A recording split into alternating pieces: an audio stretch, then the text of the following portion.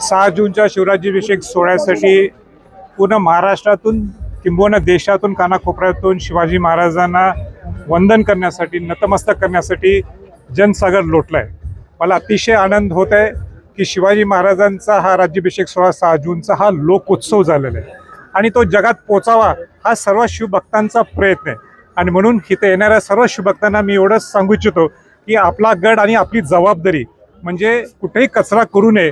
शेवटी आपण या शिवाजी महाराजांना वंदन करायला लागलो, त्यांचं नतमस्तक होण्यासाठी आपण आलो. हे काय कुठल्या पर्यटनासाठी इथं आपण आलो आणि सर्व शिवभक्त त्याच जबाबदारीने करतील असं मला पूर्ण विश्वास आहे. मी परत एकदा सर्व येणाऱ्या शिवभक्तांना काळजीने जा आणि शिवभक्तांना एवढंच सांगतो की आपण या जल्लोष करा. आपल्या दैवत आपली प्रेरणास्थान शिवाजी महाराजांचा हा राज्याभिषेक सोहळा आहे आणि म्हणून या आनंद लुटा.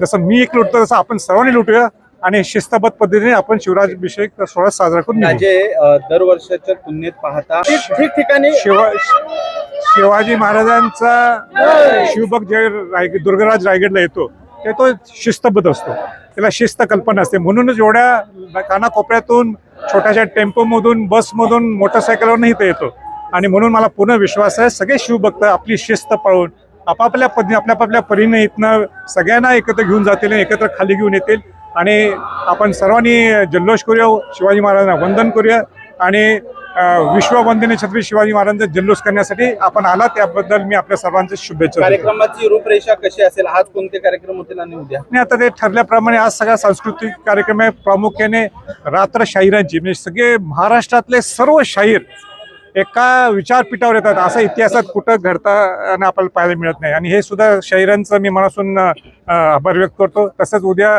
राज्याभिषेक सोहळा आहे. राज्याभिषेक सोहळा झाल्यानंतर आपापल्या घरी परिचय